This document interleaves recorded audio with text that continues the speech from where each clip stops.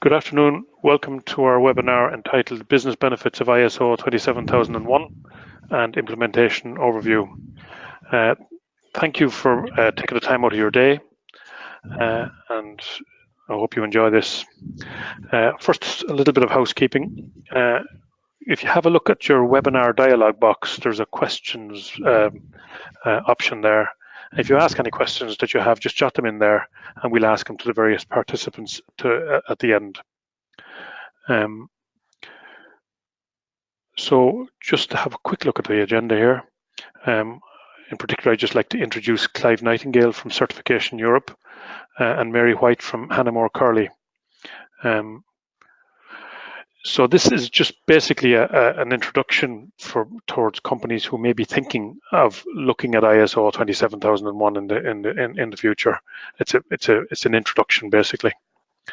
And in the context of ISO 27001, IT Force, we achieved this accreditation back in March 2017, and we successfully completed our various surveillance audits since, and we have an ISO 27001 accredited auditor on our books.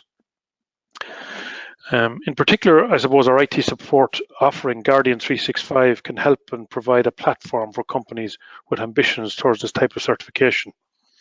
Guardian 365 is more than an IT support offering. It offers structure and process to companies who have high IT security demands. They may have compliance challenges or want to go for a formal certification. You'll hear more about our Guardian 365 offering and ISO 27001 from Mary White of Hannah Curley. In a second now, I'm going to hand you over to Clive. But before I do, I'd just like to make you an offer to anybody who's interested. We're offering to people who have attended this webinar a 2-hour session on site. There's no charge, it's just as a thank you. And we take an initial look for anybody who's interested in taking this a little bit further. So without further ado, I'll hand you over to Clive. Clive, are you there? Can you hear me?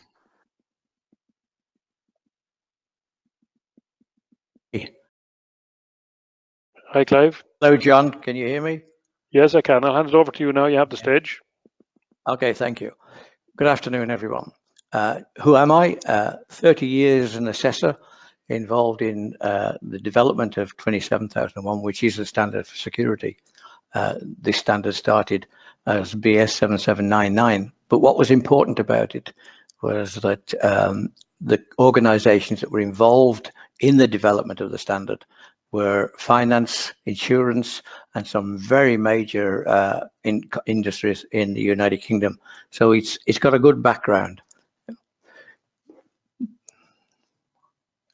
Moving on to the what are some of the issues about 27001. The first one to think about in the implementation program is you must easily see that management own this. It's not something that an individual is given the job to do, and to determine the scope of what the security system is going to cover. It can be a department, it can be a building, it can be a floor in the building. Yeah, but that's important. Then what you must think about is who are the interested parties. And the International Standards Organization is developing this mindset of who are the interested parties. And these are customers, suppliers, stakeholders. They are the people who you are working with.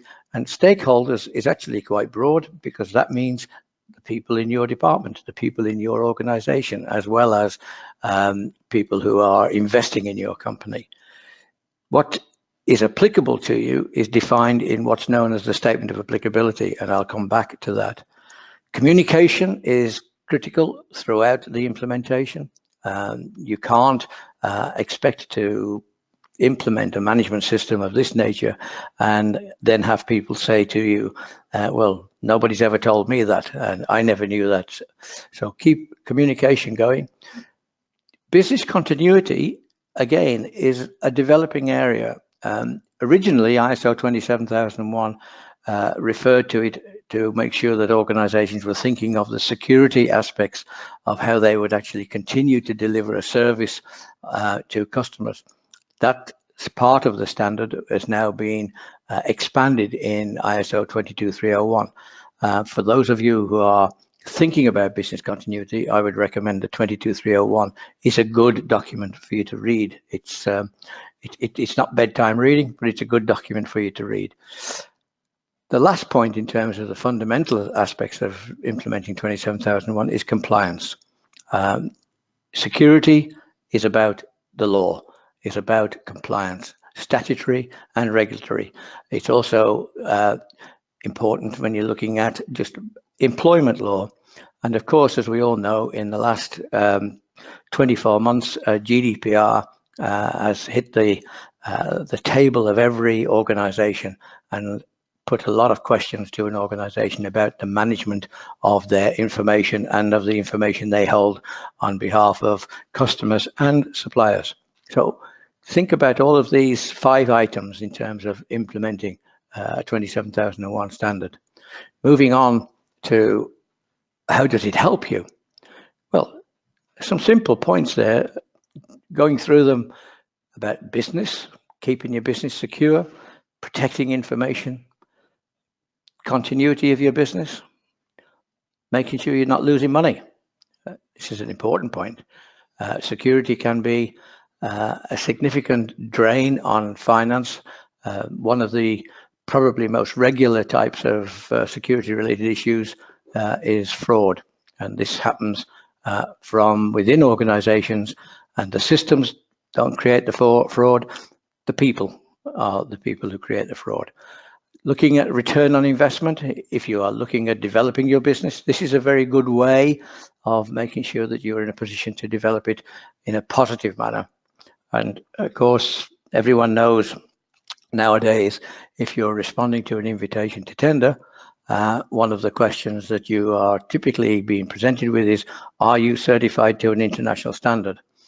I am aware as an assessor that when that box is not ticked, typically the application finds its way to the nearest bin.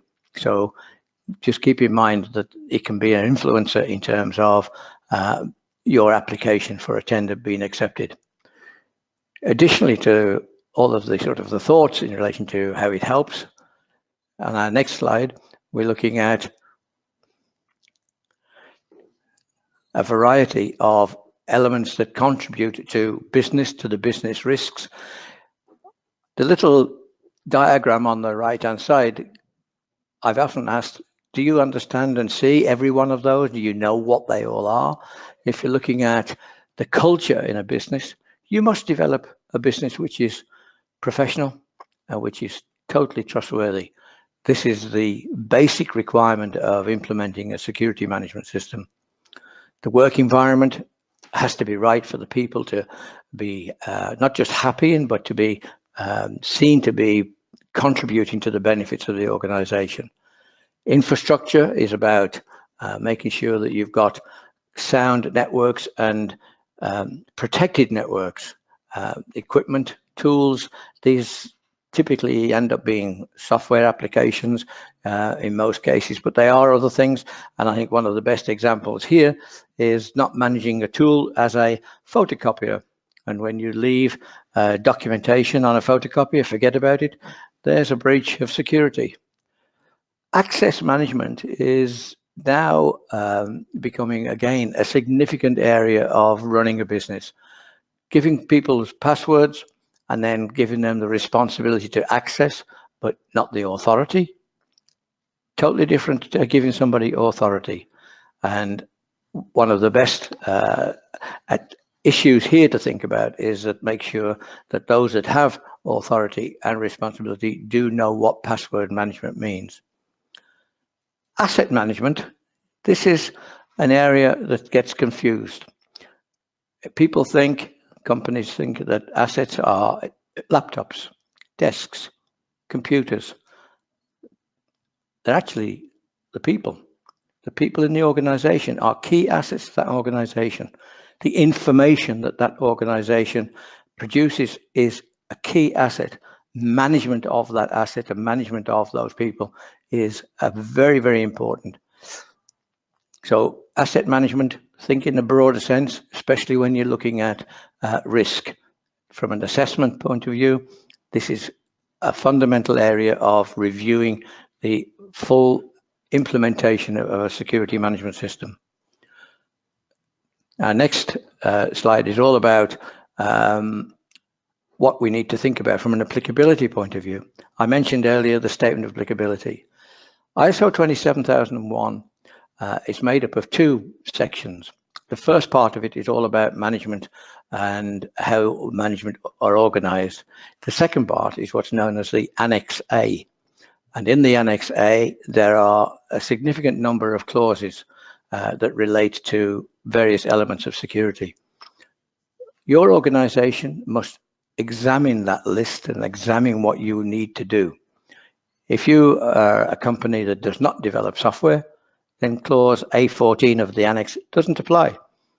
If you are a company that has no physical situation and no physical buildings, and you operate out of the front door of front room of your house, then that may well be not applicable. Difficult to agree that, but it could be. So keep in mind what you think is applicable to you and what you think is not applicable.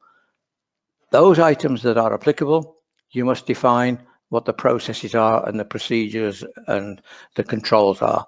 Those that are not applicable, you must state why they're not applicable. And it's very important to recognize all of that. And finally, when we're looking at the improvement aspects of this business and of your business, you must manage change. Implementing ISO 27001 is a big change to a business. You must manage that correctly. You have to improve on it.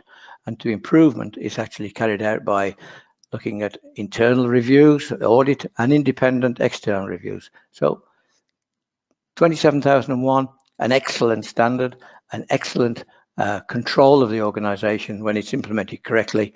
And people do buy into it, and the employees and staff do buy into it. The stakeholders all buy into it. So enjoy the implementation of ISO 27001, and I'll hand over to Mary. Thanks very much, Clive. I hope everybody out there can hear me, and good afternoon to all the attendees. My name is indeed Mary White, and I work in a small law firm called Hannah Moore and Curley. We ourselves came to the ISO table a little bit after IT Force did. We are actually only recently certified and have just completed that very big certification audit. And I guess my ISO journey continues. I am now a member of the committee for ISO 56005, which is the innovation management, and we're developing ISO standards for innovation management, which is really exciting. So just to give you a bit of background as to how ISO 27001 became a focus for us as a small firm. As I say, we are a law firm, but the principles would be very much the same for a lot of companies. So we specialize in protecting people's intellectual property. That means their patents, their trademarks, brand strategy, industrial designs, and I suppose we have a lot of sensitive information about how people's businesses run and what their upcoming new launches and new products would be, and what their R&D is developing.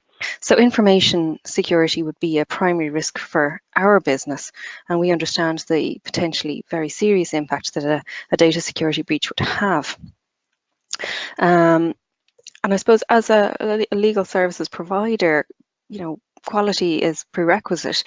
Our clients expect excellence, but they also expect that their data will be held securely and that they can trust us with this you know, commercially sensitive information, but actually only a few firms can really support the claim of credibility and reliability with actual concrete evidence. So for us, when we were looking at how we would help to scale our business and look at how we could apply a very consistent framework to ensure that we were taking our responsibilities with regard to this data seriously, we evaluated a couple of ideas as to how we could do it, and the ISO approach appealed very much to us because it is a very comprehensive system. It's very detailed and provides us with a very scalable way of ensuring that we continue to meet best practice standards throughout. So we also really felt that it was a good opportunity for us to have an independent pair of eyes audit what we do and make sure that it isn't just ourselves clapping our own back and saying, aren't we great, we do this. It's actually independently reviewed by an expert who knows far more about IT security than we would. And that, I suppose, is why the ISO approach was terribly important for us. So on the next slide, I've put down a few key pointers about the process itself. Clive has explained a lot about this, so I won't labour the point. But, in terms of me as a not IT specialist, as somebody who is a good general manager, but isn't, particularly au fait with the intricacies of some of the cybersecurity, I suppose I wouldn't feel that would be my background at all.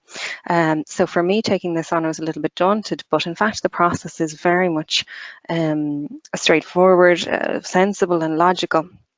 So you look at your current behaviours within your company and you have a look at the needs of your different stakeholders. So it might be your clients, might be suppliers, and you decide what, I suppose, risks or what areas of weakness that you most importantly want to tackle. And ISO obviously spells out, as Clive mentioned, a whole series of different areas that you can look at to make sure that you are actually evaluating all the potential risks and putting in all the required, I suppose, safeguards. So it's very helpful standard like that. You don't have to have a vast knowledge of IT or be guessing. The standard is extremely helpful and very detailed, so it gives you loads of ideas. And every time I came back to my risk register, I would think of something new.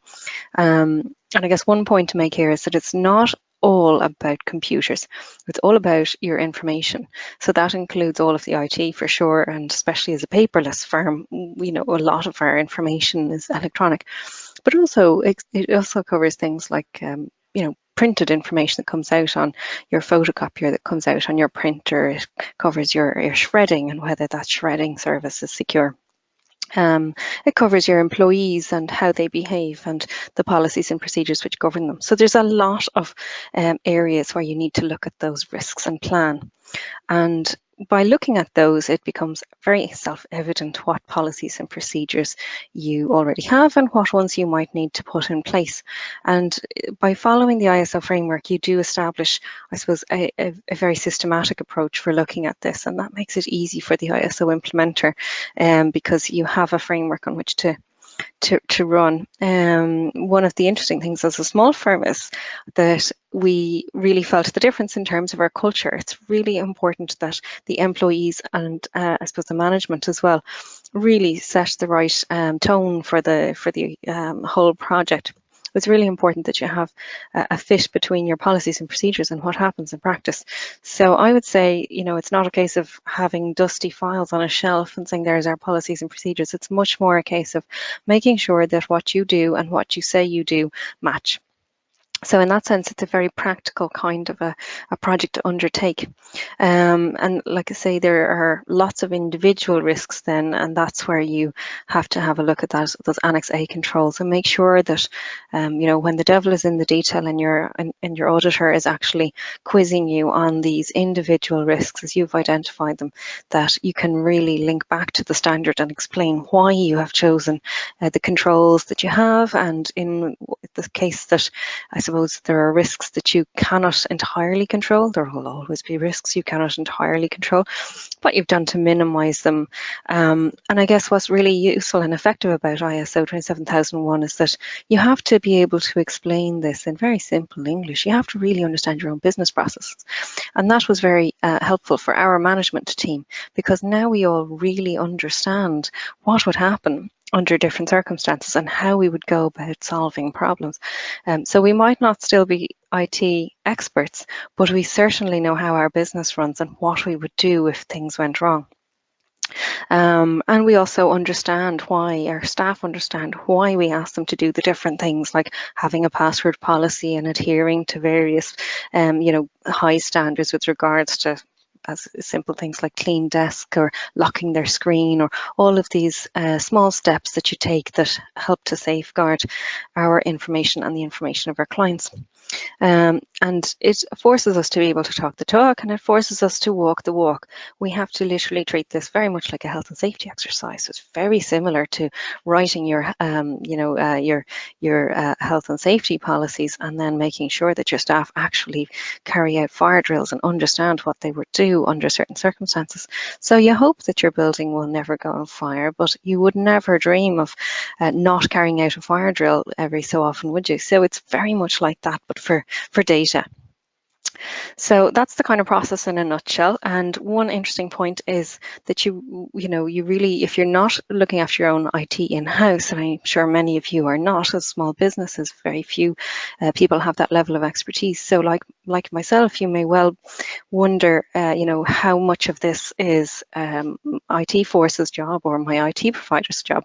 And actually, one of the great benefits to come out of it is that ourselves and IT Force worked extremely closely together in the development of those policies and procedures to make sure that we understood the technical stuff sufficiently, and that they knew how our staff behaved, and that we could bring it together and have a very, consistent approach, and that we now work really even better together with IT Force in order to make sure that we're all on the same page all of the time.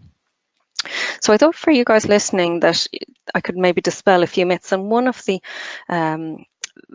queries when we looked down the ISO road was, who's going to be involved? Is this something that can be put to a project manager and we'll come back in 3 years' time and it'll all be done? Well, no, it's not. It's not something that only affects a senior manager or a level of management, nor is it something that management can simply dump onto someone else. It's actually a pervasive culture change that you need to have in your organization if you're growing, or if you're trying to embed it for the first time. It is a fair bit of work to actually get everybody involved at some level. Certainly the paperwork, you may well appoint somebody to help specifically with the paperwork, and indeed I encourage people to take up John's kind offer of having some assistance with evaluating where you're at with policies and procedures. That's a really useful area to have a look. If you're thinking about going down the 27001 path, it'll help you identify what you've already got in place. It's not something for the IT department or indeed for IT Force. It's not necessarily IT Force that will be getting grilled by the ISO auditor. It's your own internal staff that actually need to talk the talk and walk the walk. So it's very important that that's understood, because you are taking on a burden of work. It's not all about computers, as I mentioned, and it's not a quick fix either. It doesn't guarantee that your IT is always going to function perfectly, or guarantee that you will never have, a data breach. All it does is make sure that you've addressed every possible risk insofar as is possible, and that you are consciously aware of the residual risks that your business, is exposed to. So it's not a silver bullet. And it's not something that you can do as a disciplinary matter or in order to enforce things. You can't really use it very effectively if you turn around to your staff and say you all have to do this, that and the other because of ISO 27001. That wouldn't necessarily make the process very enjoyable for people. And one of the important things about making ISO 27001 work is that people buy into it. So I think it's important that people do realise that it relies on a good bit of goodwill, and that really comes to the fore when your auditor is in and speaking with staff and gets a positive understanding that actually it's something that's part of their job and that they're keen on and that they're aware of, as opposed to being perceived as being something that is negative or something that is enforced upon them but not actually part of their daily life. So what is ISO 27001? I guess it certainly is a time-consuming process. I would say it definitely will take you somewhere between 6 months and a year to really evaluate in a small to medium-sized business and to really put a good framework in place. It is thought-provoking. It will bring together your senior management, your IT people. It will have everyone debating what's the way forward. It certainly will require some resources if you need to change or implement solutions for some of your problems. But on the other hand, if you put that effort in, it certainly gives you a really reliable and I think realistic understanding of your own business and your own reliance on data and your own business continuity. And that in itself is a hugely valuable exercise. It means that everybody understands the risks, knows what to do if something goes wrong, and that there's no sense of worry or doubt about what you would do. Certainly, we were delighted to come through our audits, and we all felt a great sense of achievement, and we were very proud of it. And it certainly is a badge of quality and a badge of trustworthiness that we feel clients, really do recognise. Our clients really have confidence in the fact that our information security management system conforms to internationally accepted best practices. And I think that's terribly important because it demonstrates the stability and the trustworthy nature of our firm. And that's for both existing and for future clients. And it gives peace of mind to everybody that their proprietary data will always be kept confidential by Hannah Moore and Curley. And that's a really important part of who we are and the quality we represent. And it's an important part of our marketing pitch as well. So that kind of covers off what we think ISO 27001 is and isn't. It's brought us a number of benefits.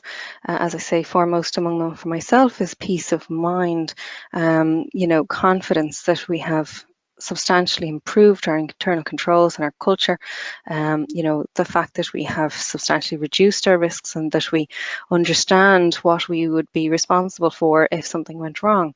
So I personally feel much more prepared and confident that I can lead our firm in any eventuality. So that's some personal ones. And from the point of view of our clients and indeed our employees as well, as our scope here in our ISO is very broad, and we decided to include all of our employee data along with our client data. So for us, our clients certainly see that as part of our marketing. They see it on our website. They see it, when they come in and they pick up our brochures, that we adhere to this globally accepted standard, and that that is evidence, real evidence of the credibility, which we believe is important for them and which they tell us is important for them. And it also helps us to understand that helps our staff to understand that we have a number of regulatory requirements and that they have to meet them and that they understand exactly why we're all pulling together. So in that sense, it is terrific. We're really pleased. It has been an exercise that has helped to build our team and bring us together in a very cooperative way. And I guess it's nice to finish with that. It was also part of our pitch for an award recently. We were very pleased and were awarded the Patent Prosecution Firm of the Year for Ireland, and that's Donncha Curley, one of our directors, accepting the award. And it was an important part of the application process for that, and it will be a key factor for us in tendering for public service work in future as well. So ISO 27001 certainly has a number of significant business advantages, and I would say if you're going to put the work in, you should definitely make sure to celebrate it afterwards and promote your business using the fact that you have this. It is an unusual level of effort to put in, and it is recognised and it travels extremely well. Again, we work on very much an international kind of setting. We have a lot of clients from North America, Canada, Australia, Asia, and again, this is a standard that is perceived really well. It's held in high regard, and it is extremely valuable to us in terms of that international audience and international reach. So if you have any questions, I'd be delighted to answer them, but for now I'll hand over to you, John. Thank you. Thank you, Mary and Clive. That was very, very informative. Thank you both. We have a couple of questions. The first one, it's a long question. So, Clive, can you just confirm you're still there and you can hear me? I am still here, yep. So this question begins with, almost all of our IT is supplied by cloud service providers. I'm struggling with some of the requirements to ensure CSPs, which are internet communications providers, are aware of our security requirements and apply them, how we audit them, etc. It seems to me that much of the supplier management requirements in the standard are built for the days where contracts were negotiated, not for the current practices where supplier licenses are either agreed with or our services are not provided. Discuss. There's an easy one for you, Clive. Yeah, there is an answer to this. Because of the development of the cloud environment and the cloud world, 27001 now has two additional standards called 27018 and 27017. And both of those standards relate to working in a cloud world and working with suppliers who offer cloud services. Most of the hosting organizations now are trying to promote the concept of the cloud environment, and it is key for a customer to ensure that the environment that the data is being retained in, or even the access, is controlled. So 27017 and 27018 are two specific standards for security in a cloud world. Thank you, Clive. That's very good. So, Mary, you're not escaping either. First of all, this attendee says, thanks for the presentation. When you talked about business risks and assets, you haven't mentioned existing processes which need to be identified, reviewed, and improved. This should be done as part of the ISMS implementation project. Isn't that the case? So that's for you. Yes, I would agree. I certainly didn't mean to exclude them. I suppose it's, you know, you have to start with where you are and look very much at what is really happening. So it's not just a case of dusting down an old procedure and going, right, well, that's where we're at right now. That might not be the case. You need to look at what is happening in reality as well. So there's a good bit of staff training and education involved in bringing things up to scratch, because sometimes the old procedure might look fine on paper, but it's not what's happening in real life. Other times you might find that the standard is actually better than you think, and it's just not been documented. So literally, I suppose it's all very situational, and this is probably where John's offer could be very helpful to you in terms of having somebody review exactly what you're currently doing and where your current procedures are. But yes, it's a matter of making sure that each and every one of those policies and procedures is up to scratch, does compare favourably with the requirements of the standard. So regardless of whether you start with no policy, a partly implemented policy, you know, maybe a very well implemented policy, or, you know, whether your staff are uniformly complying, or maybe some of the staff are complying, or maybe not many of the staff even know it's there. So it's all very much situational. I'm sorry that that's not a very specific answer insofar as it depends on where you're at, but you absolutely do need to look at where you're coming from for each of these policies, which, as I said, could be at various different stages, and all of them need to be up to scratch. So there's a good list, and if you are doing some lead implementer or lead auditor training with Certification Europe, they have some really comprehensive and helpful training documents that will give you that list of compulsory documents, and then there's also listings of, should we say, policies and procedures that are maybe not compulsory but which are recommended because there's many Annex A controls relating to them, and if you didn't have it, I suppose it would be more difficult to evidence how you're going about protecting the data in that regard. So some of it's quite prescriptive and other areas are a little bit more flexible. It depends on on the exact control. But I think the Certification Europe training is actually very helpful in that regard, and would point out to you any areas that you have missed. And likewise, John, I'm sure you have staff there who can also give pointers on the most important features. For example, supplier relationships. That's an area that we, might not have focused on or might not have realised its full importance before we embarked on the ISO project. And now, certainly for us, it's a key part of choosing future partners with whom to work. So each organisation will find their own areas to get into the nitty-gritty with. But again, anyone with any questions about us and how we did it, feel free to contact me afterwards, and I might be able to have a more specific chat. Mary, thank you very much for that. That's terrific. And so we'll wrap up. John, before yes, you do, can I just come back on something? Sure. The 27,017 and 18 standards, they are extremely specific. So from an IT force point of view, this is probably something that I'm sure that you would be able to offer a sort of an assistance on, and in association with the auditors in Certification Europe who audit these standards as well, we can help. As I say, the whole area of cloud development is becoming significant, but it's also a risk, and it's also something that can be quite complex. So please get in touch with yourselves and with ourselves to help in that. Clive, thank you for that.